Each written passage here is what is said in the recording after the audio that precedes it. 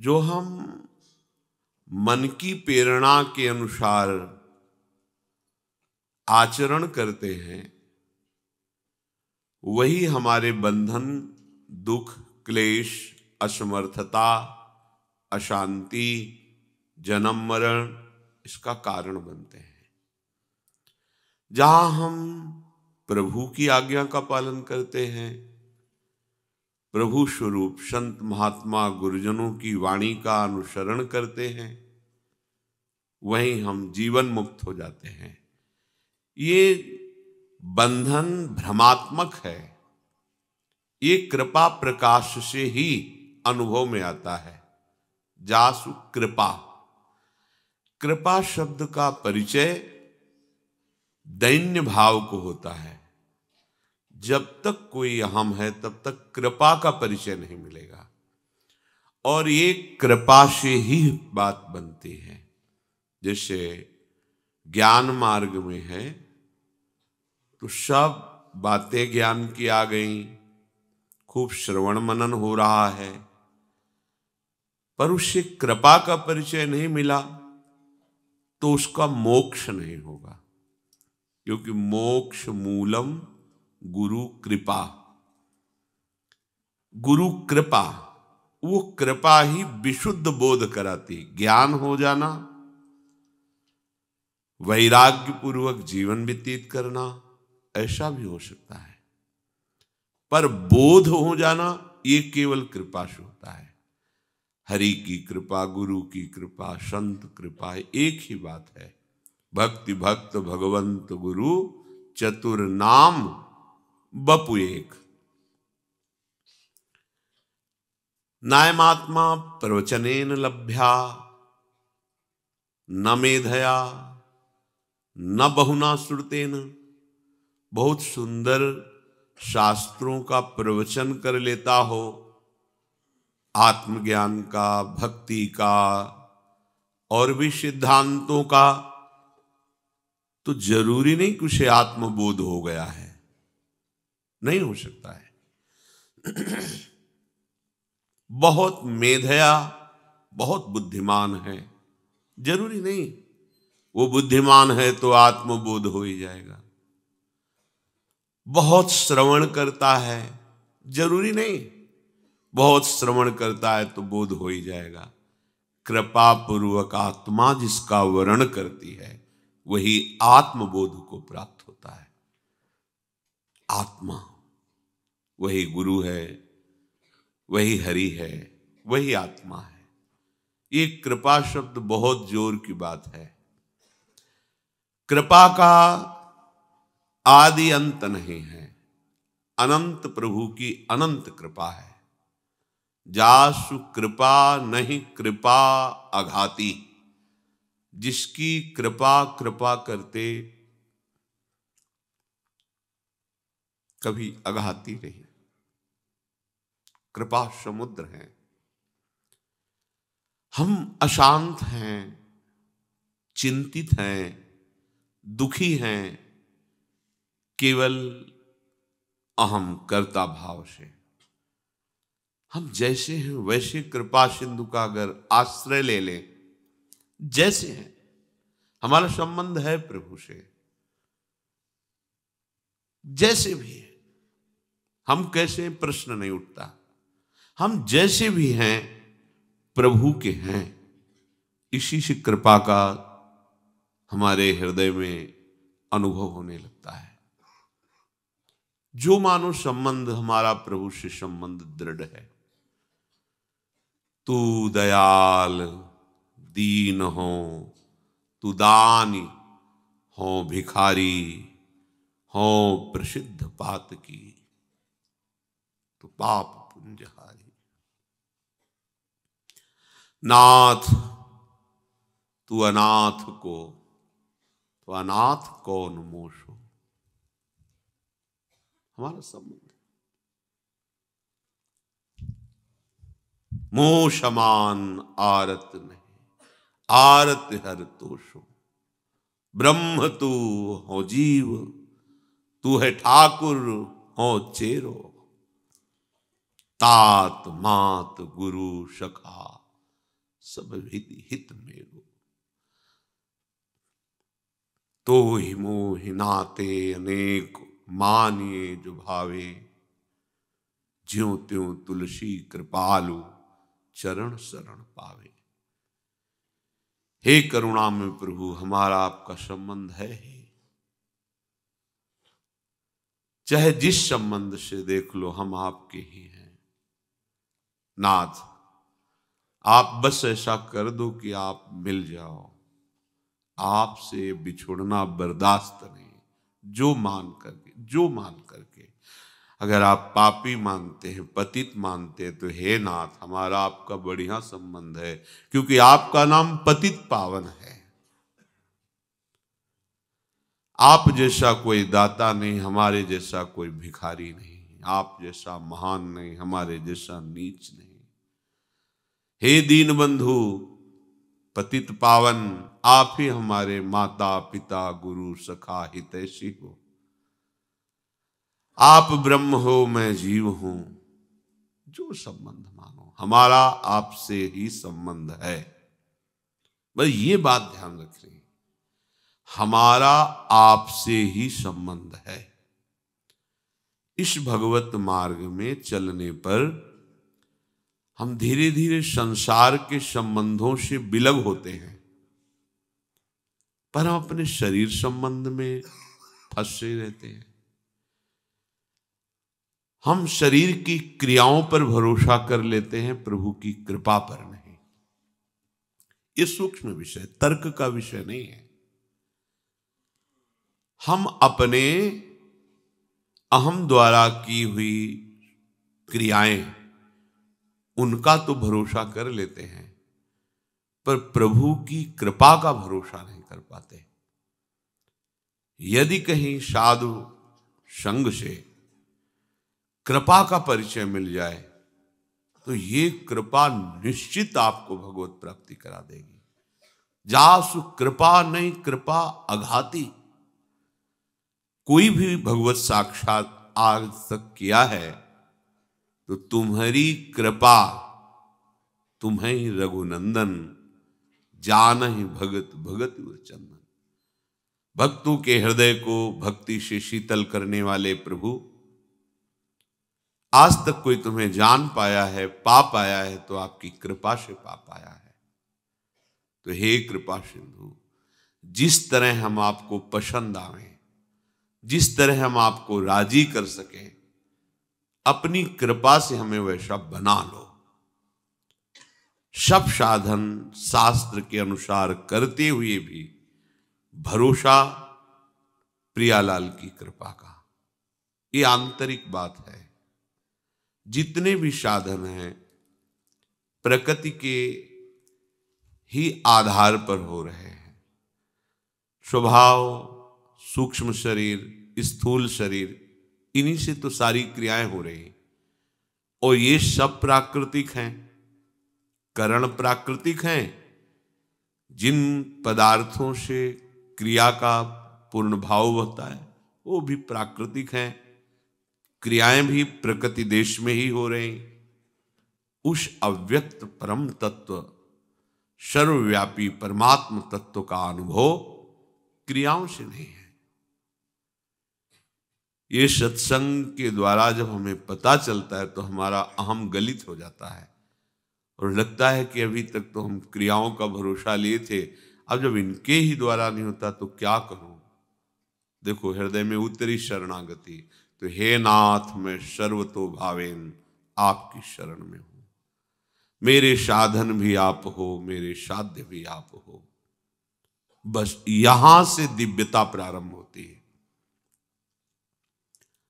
जब तक अपने में कुछ भी सामर्थ्य है, तब तक शुद्ध शरणागति का प्रादुर्भाव नहीं होता।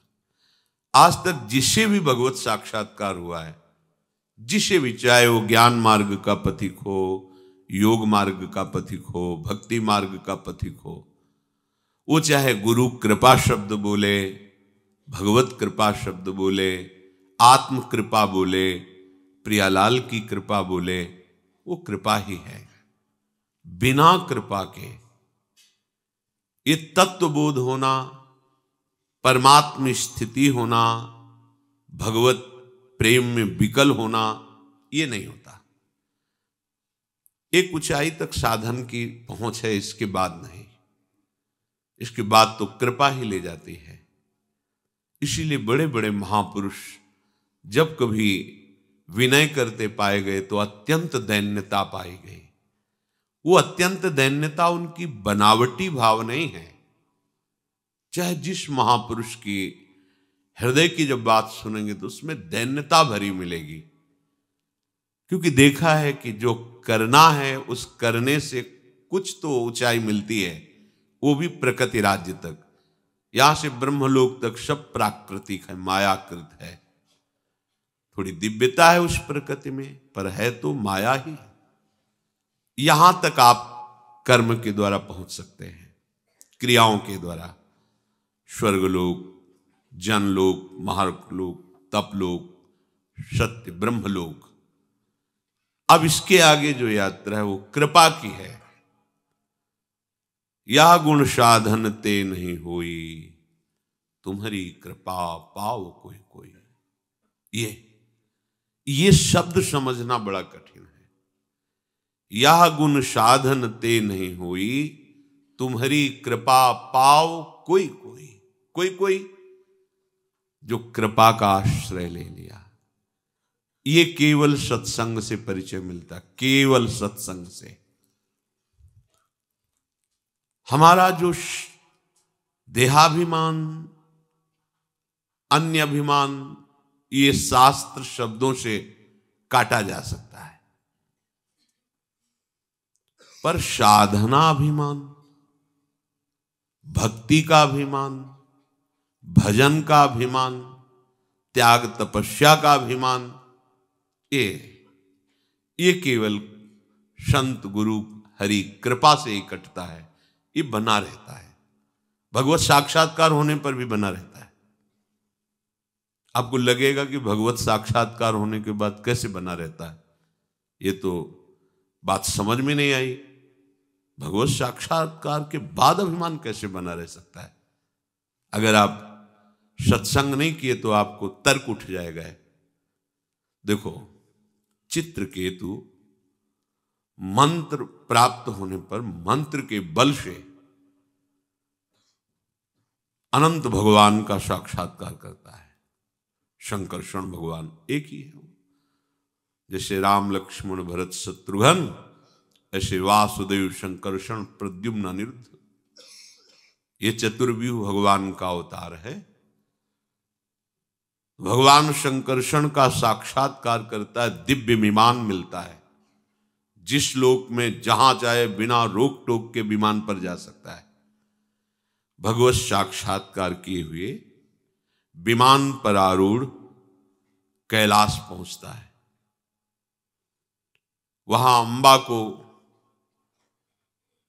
गोद में विराजमान की हुई त्रिपुर सुंदरी भगवती अंबा, देवाधिदेव भगवान महादेव जी सामने बैठे शनकादि ब्रह्म ऋषियों के साथ भगवत चर्चा कर रहे हैं, ब्रह्म वार्ता कर रहे हैं।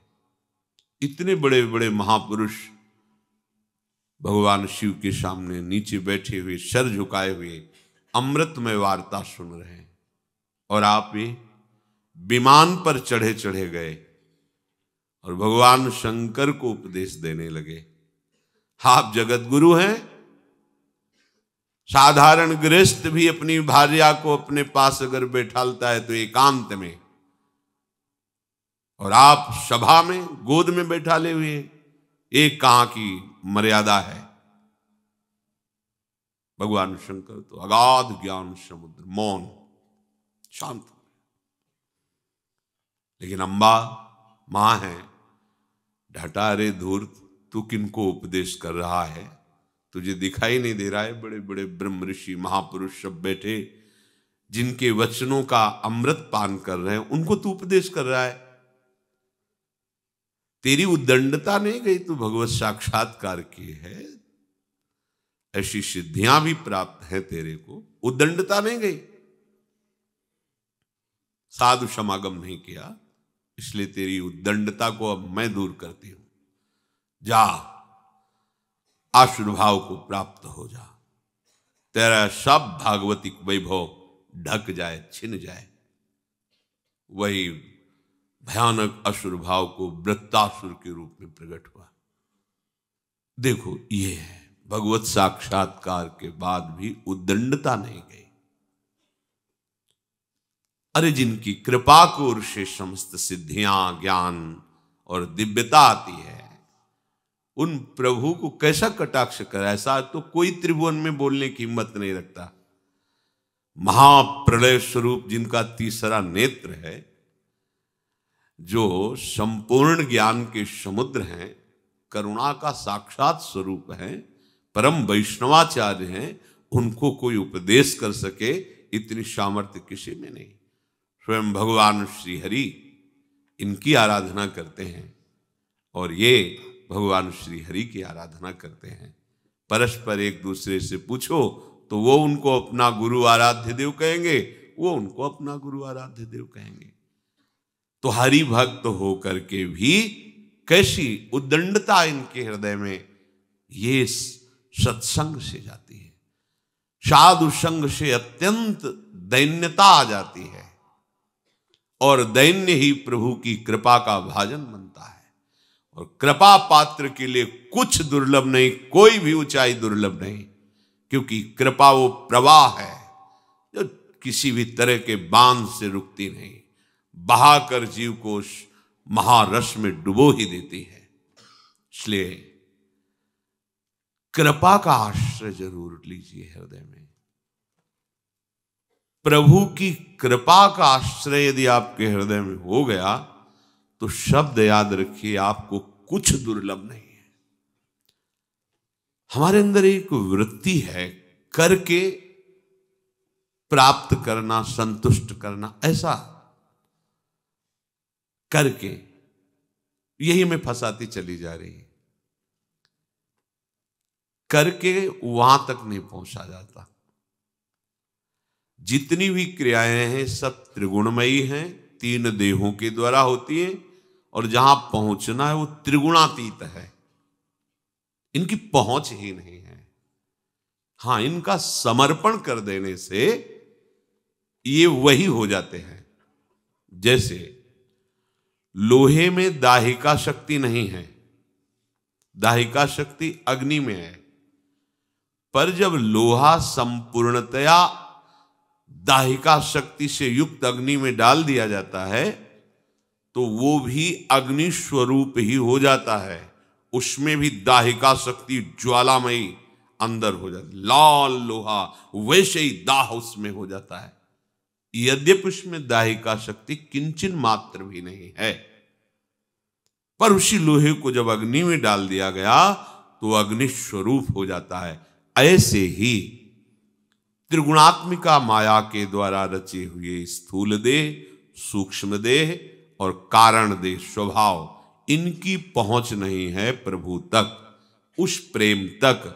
पर जब इनको हम प्रभु में संपूर्णतया समर्पित कर देते हैं, जैसे संपूर्णतया वो लोहा अग्नि में जब गया तो अग्नि स्वरूप हो गया, ऐसे ही स्थूल भी भगवत स्वरूप, सूक्ष्म भी भगवत स्वरूप, स्वभाव भी भगवत स्वरूप। ये कृपा से हुआ।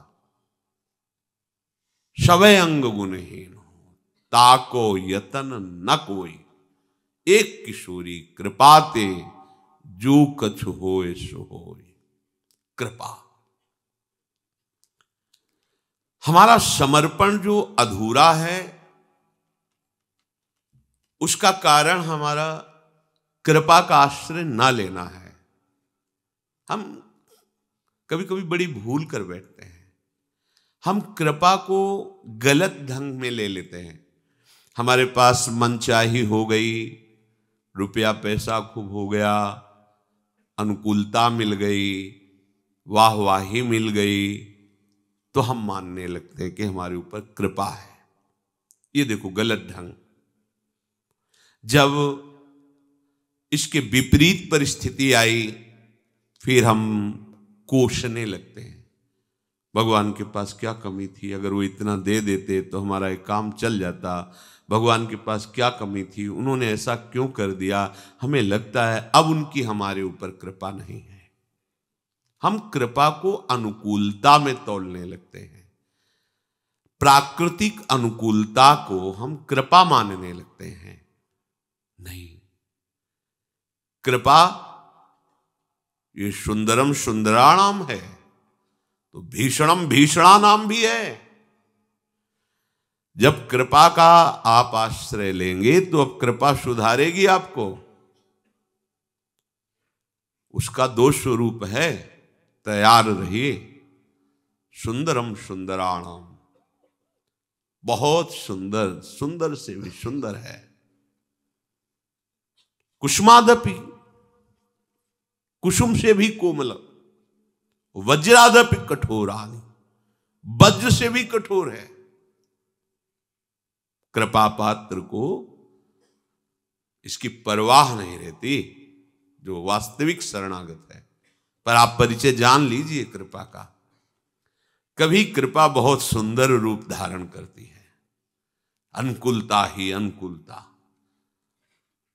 जब देखती है कि अभी तो इसमें फंसाव है, अनुकूलता में फंस जाएगा ये, तो फिर वो भीषण रूप धारण करती, विनाश लीला।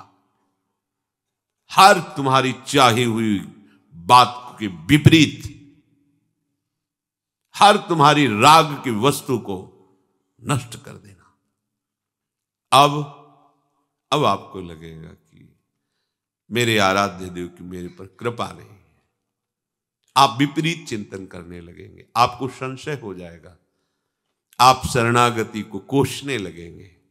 कहते हैं शरणागत रक्षक हैं, अमुक कार्य देखो बिगड़ गया, अमुक संतान गई, ऐसा क्या ये इनकी कृपा है? ये अभी आपका समर्पण नहीं, कृपा को नहीं समझ पाए। कुसुम से भी कोमल रूप लेकर कृपा आती है, तो वज्र से भी कठोर रूप लेकर के आती है। हमें कृपा को पहचानना होगा। कृपा की पहचान वही कर सकता है जिसका अपना कुछ नहीं रह गया है। प्रभु के सिवा सब कुछ होते हुए भी सब समर्पित भाव केवल प्रभु, वही कृपा को पहचान जाता है। कृपा को जिसने आदर देना सीख लिया, ये बड़ी सूक्ष्म बात है। अपमान, निंदा, तिरस्कार, जितना कड़ुआ व्यवहार है वो एक साथ कृपा लेके आ सकती है, क्योंकि बहुत शीघ्र आपको प्रेम रस में डुबोना है। कम समय में बहुत दूर वाली मंजिल तय करानी उसे, तो आपको हल्का करेगी। जितना राग भरा हुआ है मिट एक साथ हो सकता है ऐसा। आपका मन प्रतिकूल, आपका तन प्रतिकूल, आपका बाहरी व्यवहार जन प्रतिकूल, हाहाकार मच सकता है। आपको कृपा की पहचान करनी है। ओहो, इस समय प्रचंड रूप धारण करके भगवान की कृपा आई है, स्वागत है आपका। ऐसा मंगल मोद, ऐसा परिणाम आनंद में होगा, कृतकृत्य हो जाओगे। पर कृपा को केवल अनुकूलता, सम्मान, प्रियता, इसमें मत तोलिए। हमारी हालत यही है। हमारी जब अनुकूलता बनती तो हमें लगता है बड़ी कृपा है, और जब प्रतिकूलता आती है तो लगता है कृपा हट गई। ये कृपा कोई अनुकूलता प्रतिकूलता से संबंध नहीं रखती। ये आपको केवल प्रियालाल के प्रेम में डुबोएगी। उसको जो भी करना पड़ेगा। जब देख लिया गया कि अब ये विषैला फोड़ा दबने वाला नहीं है, अब तो ऑपरेशन शल्य क्रिया ही इसका उपचार है, तो फिर वो ऑपरेशन ही होगा। ऐसे ही जब कृपा सिंधु की कृपा देख लेती है कि अब इसका अहंकार इतना बढ़ गया है, राग इतना बढ़ गया है कि अब तो ऑपरेशन करना ही पड़ेगा, तब भीषणम भीषणानाम, भयंकर रूप धारण कर लेती है कृपा। और टूटने नहीं देगी, ये भी बात है। कृपा का जो भयंकर प्रहार होगा वो आपको कवच पहना के होगा। केवल अहंकार को नष्ट किया जाएगा, केवल राग को, आप में चोट नहीं पहुंचने दी जाएगी। क्या कवच होगा? सत्संग, सद्विचार, विवेक। ये आपके अंदर कृपा जागृत करेगी। आपको लगेगा कि इतना कब तक हम सहन कर। अंदर से विवेक, साधु संग, शास्त्र के वो सिद्धांत जो आपको भगवत राज्य में प्रवेश देने के लिए बलवान बनाते हैं, वो सब एक साथ आपको संभालेंगे और बाहरी भयंकर रूप होगा। तैयार रहिए। हम भक्ति मार्ग को, भगवत मार्ग को कुछ ऐसा समझने लगे हैं कि 2-4 माला जप लिए, खूब मनमानी नशा करें, गंदे आचरण करें, छल कपट करें, हाँ, दूसरों को नाटक के द्वारा रिझा करके विषय सेवन करें, और भक्ति हो ही रही है। नहीं नहीं, भक्ति ऐसी, इसे भक्ति नहीं कहते।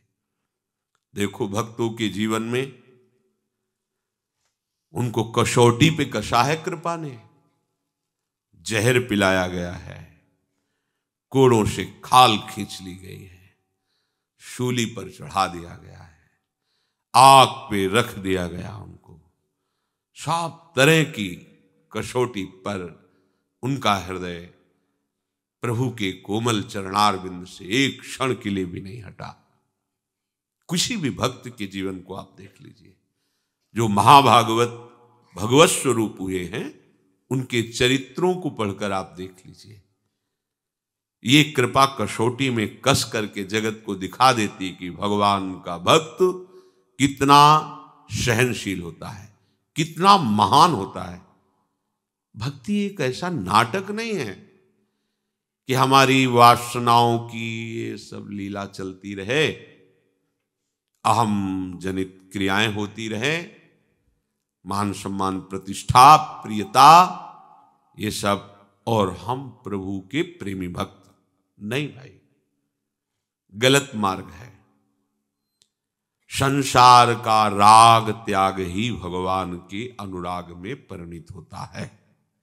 ध्यान दीजिए, संपूर्ण इंद्रियों का विलास, संपूर्ण अहम शून्य जीवन, बड़ा अंतर हो गया। इंद्रियों का विलास, अहम शून्य जीवन, एकदम दिशा बदल गई। आप सोचे ऐसे में कैसे भक्ति होगी?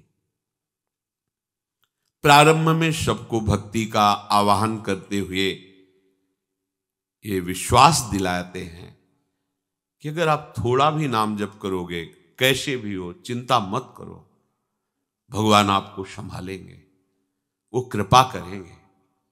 आप समझो इस बात को।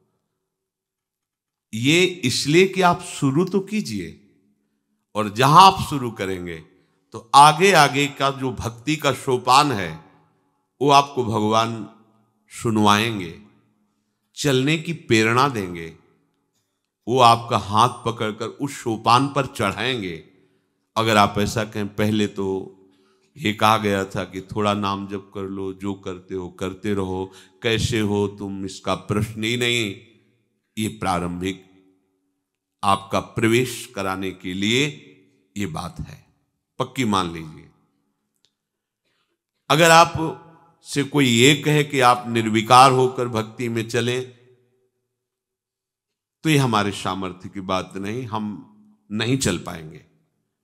अगर हम आपसे ये कहते हैं कि आप जैसे हो वैसे शुरू तो करो, तो इसका आंतरिक रहस्य यही है कि आपको हमें पहुंचाना वही है निर्विकार स्थिति में। पर जब आप प्रथम कदम रख देंगे तो पीछे के उठाने की विचार और सामर्थ्य दोनों आप में आ जाएगी। और आगे का परिचय हुआ नहीं, आगे कदम रखा नहीं, पीछे का उठा दिया जाए कि आप बिल्कुल निर्विकार होकर कदम रखिए, तो आप नहीं चल पाएंगे। ये शास्त्रीय सिद्धांत है।